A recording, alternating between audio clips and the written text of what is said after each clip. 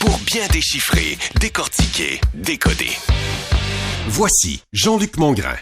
Alors, le mouvement Desjardins s'est porté acquéreur de Proprio, du Proprio, une agence immobilière, évidemment, pour un montant de 60,5 millions de dollars, je pense, peu importe. Moi, je ne suis pas pour changer notre train de vie pour une coupe de 100 000, surtout pas quand on est Desjardins, une entreprise financière dont on peut être fier, bien sûr, parce que c'est de chez nous, ça a été fondé chez nous, et ça a un pouvoir économique imposant et important, et ça dessert très bien sa clientèle et sa population des épargnants.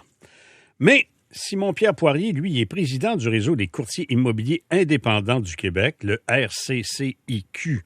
Comment ils réagissent, ces gens-là, à cette annonce d'acquisition pas que ce soit du proprio, mais que Desjardins entre dans le secteur de la vente de résidences, etc., etc. Bonjour, M. Poirier. Bonjour, M. Mongrain, ça va bien? Oui. Est-ce que c'est une bonne nouvelle? Écoutez, pour nous, c'est sûr que ce n'est pas nécessairement une bonne nouvelle. Je vous explique pourquoi. D'emblée, que du proprio aille dans la main d'une compagnie ou d'un autre, ça change peu de choses pour nous. Par contre, le fait que ce soit Desjardins, on pourrait le voir comme un conflit d'intérêts. Vous l'avez mentionné, c'est une institution financière, donc qui octroie des prêts hypothécaires ainsi que des assurances. Ce qui veut dire que une fois qui nous dit qu'ils vont pas faire pardonnez-moi l'anglicisme, des package deals, qui dit venez acheter avec du proprio et on va vous offrir un prêt hypothécaire, un bon taux, etc. Ce qui nous, on pense que c'est un conflit d'intérêts, puisque ce n'est pas bien servir le client. Et là, je parle bien évidemment du côté financier. Mais entre vous et moi, excusez-moi, oui, mais entre vous et moi, au prix où sont les taux d'intérêt à ce moment-ci, leur marge pour faire un bon deal n'est pas très grande. Ben écoutez, quand on est une institution financière comme Desjardins, c'est sûr que il y a toujours moyen de moyenner, comme on dit, que ce soit avec des taux d'intérêt qui sont très bas. Et là, je vais vraiment la tête en l'air, je dis ça comme ça. Ça peut être plein d'autres cadeaux qu'ils pourraient offrir. Écoutez, en tant que courtier hypothécaire, on fait affaire avec plus d'une quinzaine d'institutions financières.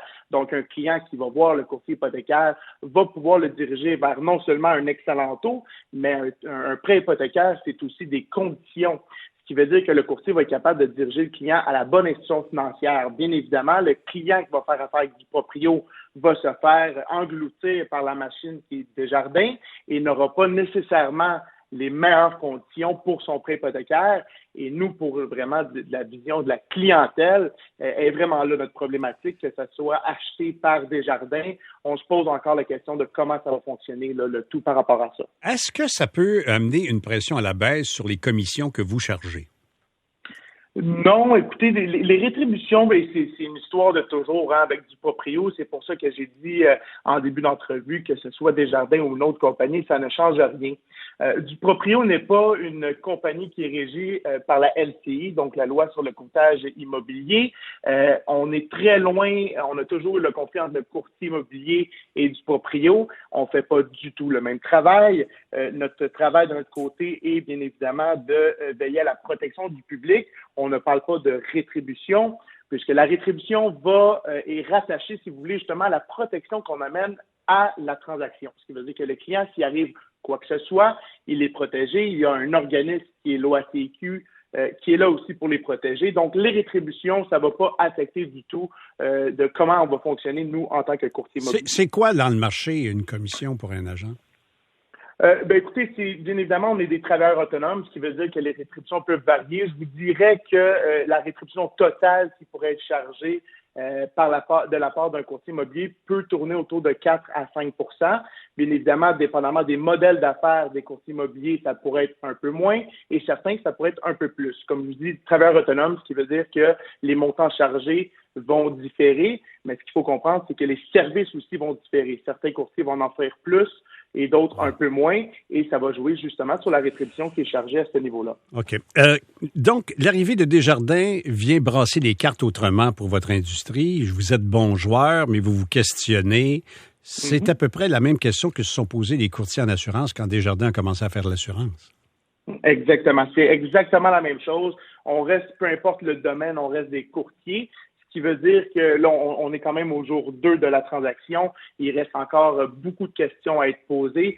On attend toujours de voir comment Desjardins va se positionner par rapport à ça. Il faut comprendre deux choses aussi, c'est que les courtiers immobiliers pouvaient donner des références de clients directement à une institution financière comme Desjardins en retour d'une certaine partie de rétribution, puisqu'ils donnaient un client à l'institution financière qui était Desjardins.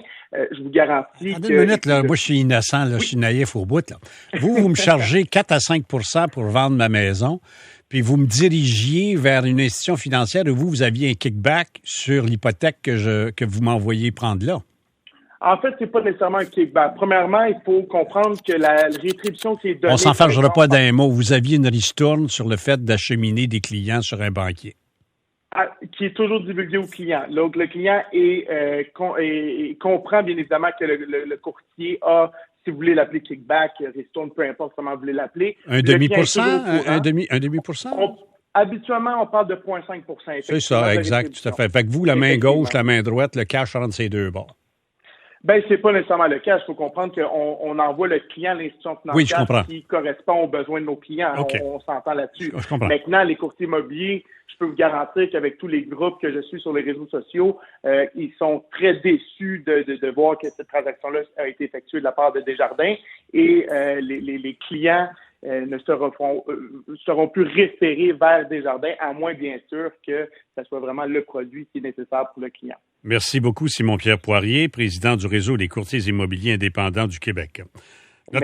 Merci, au revoir, bonne fin de journée.